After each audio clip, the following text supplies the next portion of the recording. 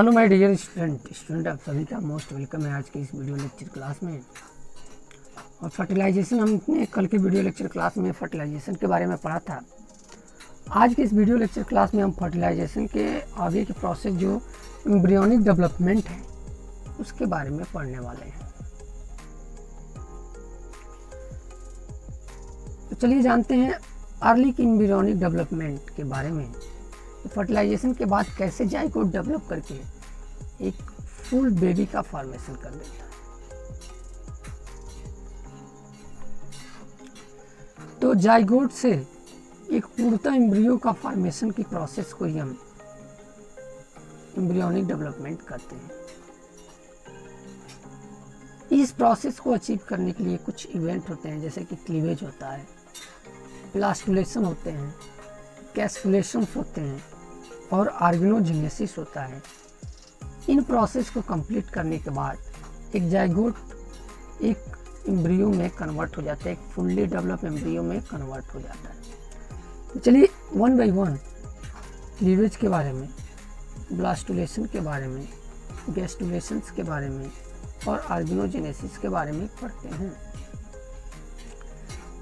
तो क्लीवेज की अगर बात करें तो जो जाइगोट बन गया फर्टिलाइजेशन के बाद उनमें मल्टीपल टाइम डिवीजन होता है, यानी रिपीटेड डिवीजन होता है, जिसका रिजल्ट ये होता है कि जो जाइगोट था वो यूनिसेलुलर था, अब वो multi cellular ball like structure में कन्वर्ट हो जाता है।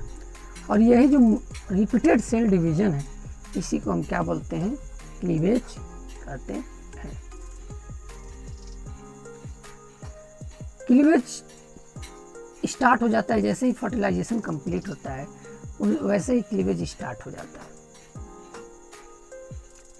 और क्लीवेज में जो जाइगोट है मल्टीपल टाइम डिवाइड होकर के एक सेल्स का बॉल बना लेता है। उसी सेल्स के बॉल्स को हम क्या बोलते हैं, ब्लास्टोमियर कहते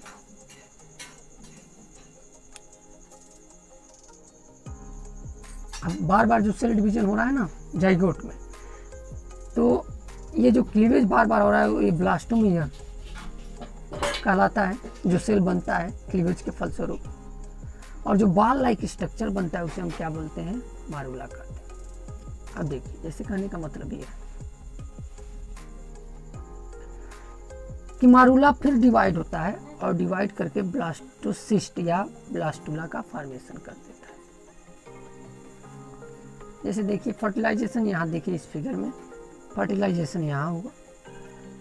फर्टिलाइजेशन के बाद सिंगल सेल जाइगोट का फॉर्मेशन हो गया पहले दिन। दूसरे दिन से इसमें सेल डिवीजन स्टार्ट हुआ। जो सिंगल सेल जाइगोट हुआ डिवाइड होकर 2 सेल बनाया। फिर ये 2 सेल जाइगोट जो है तीसरे दिन डिवाइड होकर 4 सेल बनाया। और 4 सेल से लेकर के 16 सेल तक के स्टेज को हम क्या बोलते हैं, इसको मारूला बोलते हैं। क्या बोलते हैं, मारूला। फिर इसमें 5वें दिन तक इसमें ब्लास्टुला होता है, यानी कि 16 से 64 सेल के स्टेज को हम क्या बोलते हैं, ब्लास्टुला। और 64 से 128 सेल के स्टेज को हम बोलते हैं गैस्टुला। लेकिन बात करते हैं ब्लास्टुला की, क्योंकि ब्लास्टुला सेल स्टेज में ही एम्ब्रियो आकर के यूट्रस से आके अटैच्ड हो जाता है।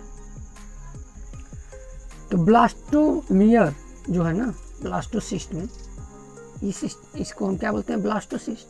तो जो ब्लास्टोमियर सेल्स हैं ये 2 लेयर में अटैच हो जाती हैं, 2 लेयर में अरेंज हो जाती हैं।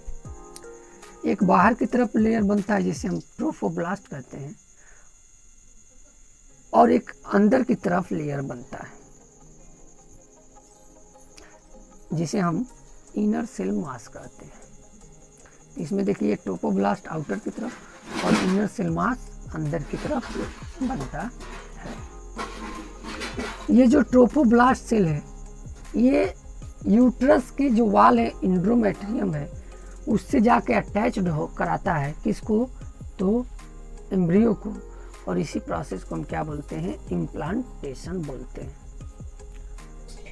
और यही लेयर बाद में प्लेसेंटा का क्या करती है, फॉर्मेशन करती है। जबकि जो इनर सेल मास है वो डिफ्रेंशिएट होके यानी वो विभेदित होकर के वो चेंज होकर के एम्ब्रियो में कन्वर्ट हो जाती है। ये देखिए ब्लास्टोसिस्ट आकर के यहाँ पे अटैच हो गया, इंडोमेट्रियम है, यूट्राइन की वाल है, उससे अटैच हो गया। तो ब्लास्टोसिस्ट का इंडोमेट्रियम के वाल मतलब यूट्रस के इंडोमेट्रियम के वाल से अटैच होने की प्रोसेस को हम क्या बोलते हैं, इम्प्लांटेशन। अगर पूछेगा तो हम कह देंगे कि complete attachment of blastocyst to the uterine endometrium is called implantation. This is the definition of implantation. Fertilisation के 5 से 10 दिन 3 से 5 दिन के अंदर ही इम्प्लांटेशन हो जाता है और ये इसका कंप्लीट इम्प्लांटेशन 9 से 10 दिन के अंदर हो जाता है। जैसे ओवुलेशन से इम्प्लांटेशन की प्रोसेस दिखाया गया। तो पहले दिन फर्टिलाइजेशन होने के पहले दिन इसमें डिवीजन होगा, दूसरे दिन दिखाया गया, तीसरे दिन, चौथे दिन, इसी तरह 5वें, 7वें और 10वें दिन तक आकर के ये इम्प्लांटेशन हो जाता है, यानी एम्ब्रियो आकर के यूट्रस की वाल से अटैच्ड हो जाती है। और जब यूट्रस की वाल से आकर के एम्ब्रियो अटैच हो जाती है, उस कंडीशंस में हम क्या कहते हैं कि प्रेगनेंसी, अब फीमेल में प्रेगनेंसी हो गई। अब करती क्या है, ये जो ट्रोफोब्लास्ट है, ब्लास्टोसिस्ट का जो ट्रोफोब्लास्ट है, अब वो फिंगर लाइक स्ट्रक्चर डेवलप करने लगता है। उसी फिंगर लाइक स्ट्रक्चर को क्रॉनिक विलाई कहते हैं। देखिए ये दिखाया गया है, ये फिंगर लाइक स्ट्रक्चर यानी कि क्रॉनिक विलाई। ये कौन डेवलप करता है, तो ब्लास्टोसिस्ट का जो ट्रोफोब्लास्ट लेयर है आउटर साइड में पाया जाता है। और ये फिंगर लाइक जो स्ट्रक्चर है ये सराउंड हो जाता है मैटरनल ब्लड और यूट्राइन टिश्यू से सराउंड हो जाता है। ये पूरा एम्ब्रियो ही सराउंड हो जाता है। जो प्लेसेंटा है डियर स्टूडेंट, ये प्लेसेंटा अब कनेक्ट हो जाता है मदर से, यानी प्लेसेंटा क्या कर देता है कि जो डेवलपिंग एम्ब्रियो हो उसका और मदर का कनेक्शन करा देता है। साथ ही साथ जो क्रॉनिक विलाई और मदर टिश्यू है, यही दोनों मिलकर क्या बना लेती हैं, प्लेसेंटा का फॉर्मेशन कर देती है। क्योंकि क्रॉनिक विलाई बनी किससे है, तो ट्रोफोब्लास्ट से बनी है। और ट्रोफोब्लास्ट किसका लेयर है, तो एम्ब्रियो का ही लेयर है। प्लेसेंटा का वर्क क्या है, तो एम्ब्रियो को कनेक्ट कर दिया अम्बिलिकल कॉर्ड के थ्रू, ठीक है। अब एम्ब्रियो किससे कनेक्ट हो गया, तो अम्बिलिकल कॉर्ड से कनेक्ट हो गया। इसके साथ प्लेसेंटा का वर्क है ऑक्सीजन का सप्लाई करना, न्यूट्रिएंट का सप्लाई करना मदर से एम्ब्रियो के पास, कार्बन डाइऑक्साइड का रिमूवल करना एम्ब्रियो से, इसके साथ साथ पैथोजन के एंट्री से रोकना यानी बैरियर का काम करना। और इसके साथ साथ प्लेसेंटा एंडोक्राइन ग्लैंड की तरह भी वर्क करता है, जो कुछ हार्मोन्स का फॉर्मेशन करता है।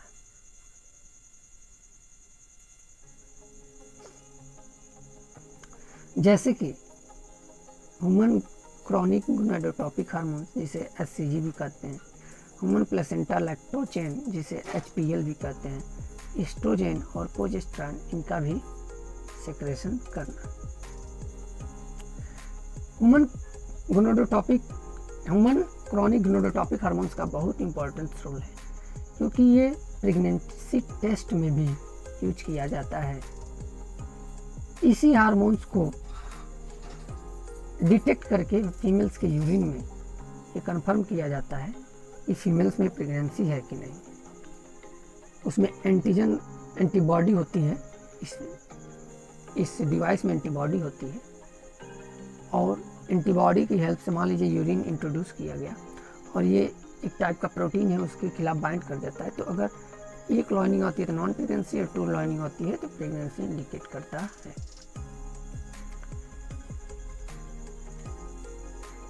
अगर फर्टिलाइजेशन के 12 वीक यानी फर्स्ट ट्राइमेस्टर में आर्गन का फॉर्मेशन स्टार्ट हो जाता है। जैसे कि पहले क्या बनते हैं, लिंग और एक्सटर्नल जेनेटिलिया डेवलप होने लगते हैं। 5 मंथ तक जाते जाते फीटस के पास हेयर वगैरह दिखने लगते हैं, यानी बेबी जो डेवलप हो रहा है उसके बॉडी पे हेयर वगैरह दिखने लगते हैं। और 24 यानी 6वें मंथ या सेकेंड ट्राइमेस्टर के जाते जाते इसके फाइन हेयर जो है आइजलिड वगैरह सेपरेट होने लगते हैं, आइजलेस वगैरह बनने लगते हैं। और 9th मंथ जाते जाते बेबी का पूरा फीटस पूरा फुली डेवलप करके डिलीवरी के लिए रेडी हो जाता है। तो ये आज के हमने वीडियो लेक्चर में देखा एम्ब्रियोनिक डेवलपमेंट के बारे में कैसे होता है।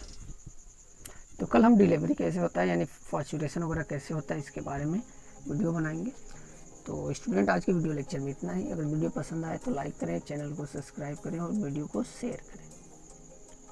इस वीडियो आधारित PDF मटेरियल प्राप्त करने के लिए हमारे चैनल टेलीग्राम ऐप पर जो मौजूद है Narayan biology classes by SM for class 12 उसको ज्वाइन करें और इसका PDF प्राप्त करें। Thank you very much student for watching the video.